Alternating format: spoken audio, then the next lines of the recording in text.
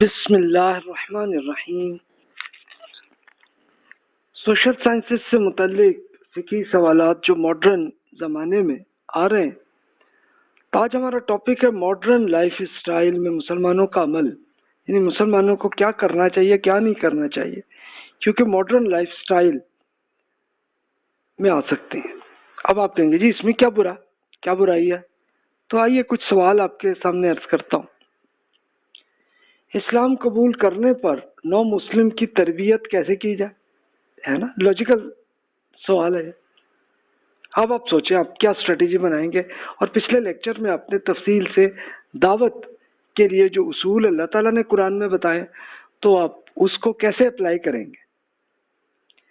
کیا علماء کا تکفیر کرنا جائز ہے، یعنی کئی حضرات جو ہے علماء وہ کسی کو کافر قرار دیتے ہیں، یہ کوئی درست بھی ہے کہ نہیں؟ جیسے پچھلے لیکچر میں نے اگزامپل وہی دی تھی کہ غلام احمد قادیانی صاحب نے کفر کا فتویٰ سارے مسلمانوں پہ لگا دیا تھا، تو پھر مسلم علماء نے بھی ان کو کفر کا فتویٰ ان پہ بھی لگایا اور کچھ اور لوگوں پہ بھی لگا۔ جو لوگ کسی غلط عقیدے یا بدعت میں مبتلا ہیں تو ان کے ساتھ کیا سلوک کریں؟ مداہنت کسے کہتے ہیں اور ہمیں کیا کرنا چاہیے؟ مداہنت آپ سمجھتے ہیں یہ پرانی اردو میں ہے۔ مداہنت کا مطلب ہے کہ ایک برائی کو ایکسیپٹ کرنا، یعنی خود نہ کرنا لیکن ہو رہی ہے تو ہوتی رہے، یہ ہوتی مداہنت۔ اچھا، یہ انڈیا کا ایشو ہے کہ گائے کی قربانی کیا ہندوستان میں واجب ہے، یعنی وہ انڈین مسلمان لازمی گائے کو ذبح کریں کہ نہ کریں؟ یہ انڈین بھائیوں کا یہ ایک سوال ہے۔ اب ماڈرن لائف میں جب ہم انفارمیشن ایج میں آ گئے تو پھر کمپیوٹر، سافٹ ویئر، انٹرنیٹ میں انفارمیشن پروٹیکشن کی شرعی حیثیت کیا ہے، اور اس کے لیے ہیکنگ جائز ہے کہ نہیں؟ یہ آپ کے ذہن میں سوال ہوگا۔ آپ اس زمانے کے کیا ہپنوٹزم کے ذریعے علاج درست ہے کہ نہیں؟ پھر اپریل فول کی شرعی حیثیت کیا ہے، یہ درست ہے کہ نہیں ہے؟ شرعی حیثیت بیسیکلی اس کا مطلب یہ ہوتا ہے یہ جائز ہے کہ نہیں۔ پھر غیر مسلموں کے جنازوں اور تہواروں میں شرکت جائز ہے کہ نہیں؟ پھر وحشیانہ کھیل اور فحاشی کے متعلق کھیلوں میں شرکت درست ہے کہ نہیں ہے، کہ جس میں آپ جائیں کہ نہ جائیں؟ یہ اس طرح کے سوال آتے ہیں۔ اچھا، یہ امیگریشن کے بعد مسلمان بھائیوں میں بہت سے یہ سوال اس نوعیت کے آتے ہیں، تو اب یہ ظاہر ہے کہ میں اردو میں عرض کر رہا ہوں، تو جو بھائی بھی پاکستان انڈیا سے امیگریشن کر کے گئے ان کے یہاں یہی سوال ہوں گے، تو اس لیے ان کی خدمت میں عرض کر رہا ہوں، اور انشاءاللہ ارادہ ہے کہ آگے انشاءاللہ انگلش میں اسے جب کروں گا تو پھر اور ممالک کے جو جتنے بھی امیگرینٹس ہیں ان سب بھائیوں تک پہنچ جائے گی بات۔ یہ اصول یاد کر لیں، ایشو سوچ لیں، قرآن اور سنت کو پورے کو پڑھ لیں، جہاں پہ جو حدیث کو پڑھ لیں، اس میں اگر آپ کو جواب مل جائے تو دیٹس گڈ، نہیں ملتا تو اسکالرس کو آپ دیکھیں کہ وہ کیا سوچ رہے ہیں، ان کو سوچتے ہوئے ان کی اصل ریزن پہ غور کریں، اور پھر دیکھیں کہ کس کی ریزن مضبوط ہے، تو پھر آپ فیصلہ کریں کہ جناب یہ بات درست ہے اور یہ غلط ہے۔ آئیے جناب ہم اس سوال سے شروع کرتے ہیں کہ اسلام قبول کرنے پر نو مسلم کی تربیت کیسے کی جائے۔ اس کے لیے یہ مشورے میں عرض کر دیتا ہوں آپ کو، کچھ اور بہت سے اسکالرز وہ بھی یہی بات کہہ رہے ہیں، یعنی ایک تو خوبصورت رویہ، ایٹیٹیوڈ بہت اچھا رکھیں، مسلمانوں کے برابر کا اسٹیٹس دیں، دین کی تعلیم و تربیت ان کی کریں، ان کی ٹریننگ کریں، قرآن پڑھائیں، پھر احادیث پڑھائیں، پھر سنت متواترہ سے جو عمل ہو رہا ہے وہ پریکٹیکلی کر کے دکھائیں، تو اس کے انشاءاللہ اچھے اثرات ہوں گے۔ قرآن مجید کا مطالعہ کرائیں، اس میں شریعت کے احکامات میں جو قرآن و سنت میں، یہ تو بہت مختصر سی لسٹ ہے، لمبی نہیں ہے، یہ تو آپ صرف 2-3 دن میں ہی پڑھا سکتے ہیں۔ دیگر دینی علوم میں دلچسپی اگر ہو تو مثلا فقہ میں کسی کو دلچسپی ہے وہ پڑھائیں، ہسٹری کی اگر ان کو ہے انٹرسٹ تو وہ پڑھائیں ان کو، یہ لیکن وہ دین کا حکم نہیں، یہ تو آپ کہہ لیں کہ ایک علم کو، اس طرح عربی زبان کو سیکھنا چاہ رہا سکھائے، لیکن نہیں سکھانا چاہ رہا تو کوئی جبر نہیں۔ اب مسلم کمیونٹی میں شاندار رویہ ہونا چاہیے۔ اس کے لیے میں اگزامپل کچھ عرض کر دیتا ہوں۔ انڈیا میں شودر حضرات تھے، ہیں ابھی بھی شودر، یعنی ان کے ہاں یہ بالکل ہی ذلیل لیول کا ایک سٹیٹس ہوتا تھا وہ انڈیا کے پرانے کلچر میں۔ تو ان میں سے بہت سے لوگ اسلام قبول کرتے، تو اس وقت کے جب وہ ایمان لائے تو وہاں کے ان کے اسکالرز نے انہیں ایک ٹائٹل یہ رکھا مسلی، جو آج کل ایک گالی کے طور پر ہے پنجابی میں، لیکن مسلی کا اصل مطلب بہت اچھا تھا۔ مسلی کا مطلب ہے نماز پڑھنے والے بھائی، اور ان کے ساتھ بہت محبت کرتے تھے۔ تو تب لے جا کے یہ جتنے شودر حضرات جو ایمان لائے ہیں تو ان کی پھر ہوا یہ کہ بہت اچھا ایٹیٹیوڈ کا پھر رزلٹ ہوا کہ اچھے مسلمان بنے ہیں وہ۔ ہاں جہاں پہ نہیں ان کو، جہاں کے لوگوں نے مسلمانوں نے اچھا ایٹیٹیوڈ نہیں کیا تو وہ لوگ پھر یا تو وہ اسلام کی طرف آئے نہیں، یا پھر بہت سارے شودر حضرات وہ کرسچن بھی ہوئے۔ پھر انڈیا میں شودر حضرات کی قبول اسلام پہ انحرافات کی ایک ایگزامپل ہے، مثلا جیسے یہ طے کرنا کہ نہیں جی مسلمان لڑکی سے، یہ تو شودر جو ہے نا یہ ان کے ساتھ نہیں شادی کرانی، اور ایک حقیر رویہ یہ رکھا گیا، تبھی بہت سارے شودر حضرات جو ہے وہ اس لیے ایمان نہیں لائے۔ تو یہ غلطی ہے۔ تو اس کے لیے یہ میں نے کچھ مشورے عرض کیے ہیں، اس کے لیے اور اسکالرس نے کچھ اور بھی بہت سے دیے ہوں گے، سوچ لیجئے ان میں جو بات درست لگے اس کو اب کر لیں۔ جو لوگ کسی غلط عقیدے یا بدعت میں مبتلا ہیں تو ان کے لیے کیا کیا جائے؟ کچھ فقہ تو کہتے ہیں نہیں جی تکفیر کرو، یعنی کافر قرار دو اس کو، ہاتھ زبان ذہن کے ذریعے انہیں روک دو ان کو، یعنی ہاتھ زبان ذہن کیا ہوا؟ ہاتھ تو یہ ہے کہ اگلے کو پکڑ کے مارو، زبان یہ ہے کہ منہ سے کہو کہ یہ نہیں کرو یہ غلط ہے یہ بات، اور ذہن یہ ہے کہ اور کچھ نہیں تو نفرت کرو دل میں، اس طرح کے یہ آئیڈیاز ہے۔ لیکن اکثر فقہا وہ کہتے ہیں کہ نہیں جی تکفیر بالکل نہیں کرنی، یہ غلط ہے۔ حسن ظن رکھیں کہ اس بھائی کو غلط فہمی ہوئی ہے، بس محبت کے ساتھ پوری ریزنز کے ساتھ ان کو بیان کر دیں کہ غلطی یہ ہے بھائی۔ اس شخص کا نام استعمال نہ کریں بلکہ عمومی طور پر غلطی کو واضح کر دیں کہ جناب یہ دیکھا جائے کہ یہ غلطی ہے، اس کے لیے احادیث میں اس شخصیت کے لیے ہدایت کی دعا بھی کریں۔ اچھا رسول اللہ صلی اللہ علیہ وسلم کا طریقہ بھی یہی تھا کہ کسی بندے کو اس کی غلطی دیکھتے تو نام نہیں بتاتے تھے، بلکہ مسجد میں جب وہ آتے سارے تو اس میں کہتے کہ بھی یہ دیکھو کہ ہمارے ہاں یہ بھی ایک غلطی ہو رہی ہے، اسے دور کرنا۔ تو جس آدمی نے غلطی کی ہوتی اس کو فوراً پتہ چل جاتا کہ یار بات اصل میری ہوئی ہے، لیکن نام نہیں بتایا، تو پھر وہ اب تک ٹھیک بھی ہو جاتا تھا۔ تو بھی یہ کریں۔ تو اب ان دونوں اسکالر جو بعض جو تکفیر کے قائل ہیں وہ کہتے ہیں کہ تکفیر کو جائز کیوں قرار دیتے ہیں اور جو ناجائز کہتے ہیں وہ کیوں؟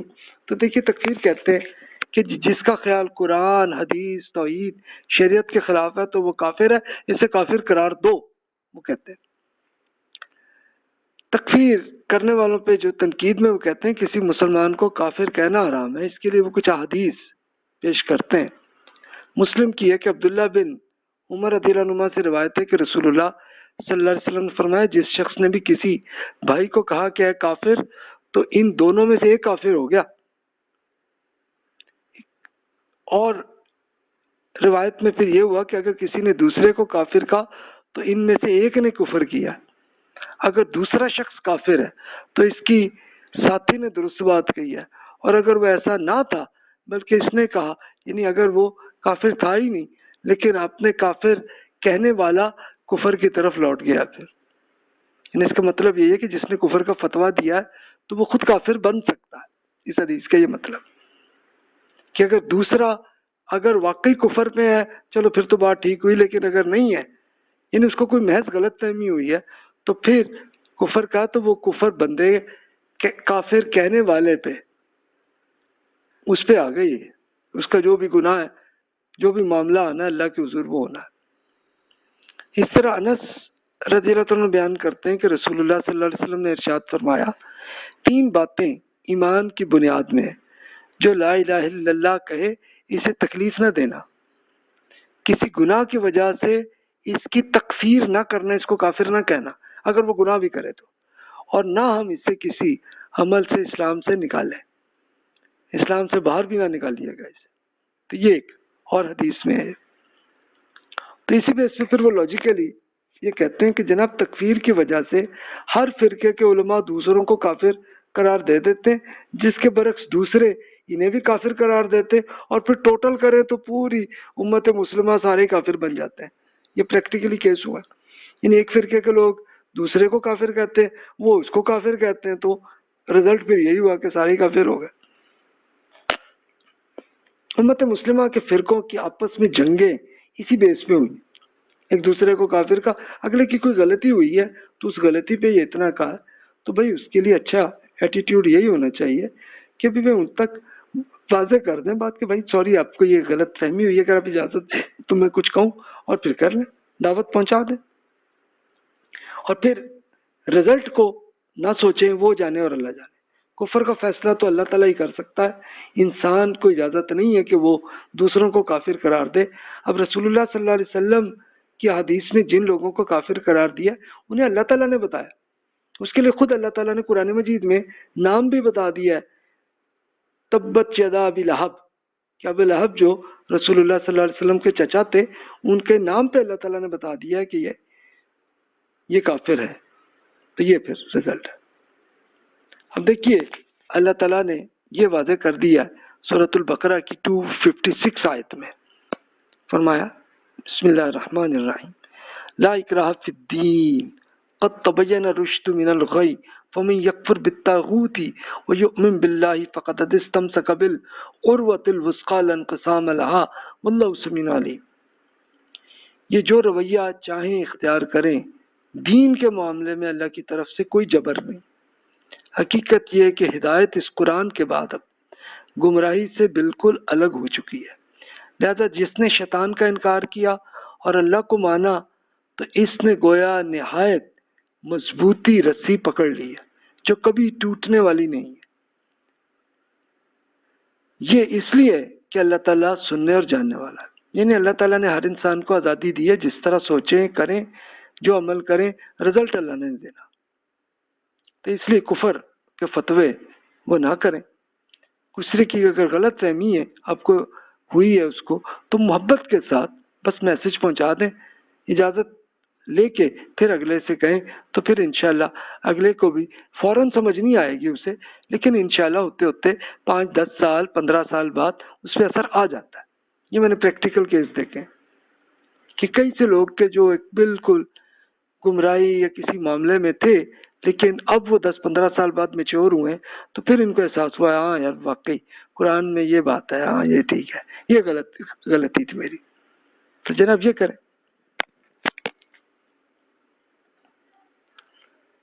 اب جو لوگ کسی غلط عقیدے یا بدعت میں پھر اس میں کچھ وہ تکفیر کافر کے لیے وہ کہتے ہیں، تو اس کے لیے پھر یہ جو ابھی ہماری بات ہوئی، تو اس کے لیے رسول اللہ صلی اللہ علیہ وسلم کے اس ارشاد سے معلوم ہوا کہ غیبت کا مطلب یہ ہے کہ دوسرے لوگوں کے سامنے کسی کی برائیوں کو اور کوتاہیوں کا ذکر کیا جائے جسے وہ برا سمجھے، اور اگر اس کی طرف ایسی باتیں منسوب کی جائیں جو اس کے اندر ہی نہیں ہے تو پھر تو بہتان ہے، یعنی اتنا بڑا گناہ ہے یہ۔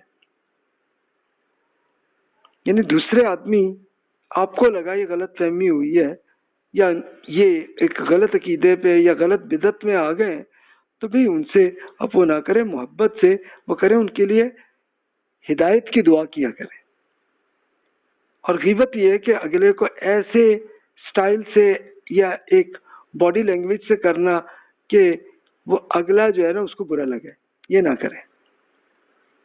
اور اگر اس نے کیا بھی نہ ہوا پھر تو یہ بہتان ہو جائے گی جو سب سے بڑا گناہ ہے اور زیادہ۔ تو غیبت اور بہتان دونوں بڑے گناہ وہ رسول اللہ صلی اللہ علیہ وسلم نے واضح فرمایا۔ اچھا یہاں پہ یہ میں عرض کر دوں، ایک پریکٹیکل کیس دیکھا یہ باڈی لینگویج سے، جیسے ایک مولوی صاحب نے یہ دوسرے فرقے کے لوگوں پہ فتویٰ دے دیا کہ نہیں جناب یہ کافر ہیں، تم نے اگر ان سے ہاتھ بھی ملایا تو تمہارا نکاح ٹوٹ جائے گا. یہ ایک سچ مچ کا کیس ہے یہ.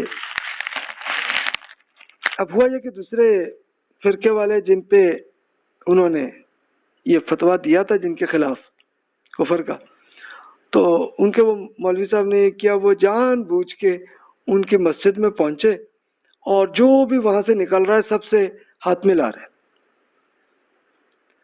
تو انہی کے ایک دوست انہوں نے گزر، کہتے بھی یہ کیا کر رہے ہیں، کہتے بھی کچھ نہیں، ان کے نکاح توڑ رہا ہوں بیٹھا. تو پھر رزلٹ یہ ہوتا ہے ابھی، یعنی وہ کہتے ہیں ان کے اپنے مولوی صاحب کا فتویٰ یہ ہے کہ بھی اس میں نکاح ٹوٹ رہا ہے تو ان ساروں کے نکاح ٹوٹ جائیں گے، پھر دیکھنا رزلٹ کیا ہوتا ہے. تو پھر سوچ لیں کیا ہوا ہوگا اس کے بعد. یہ گجرالے کا واقعہ ہے. میں نام نہیں بتانا چاہ رہا، نام کسی کا بتانا یہ بری بات ہے.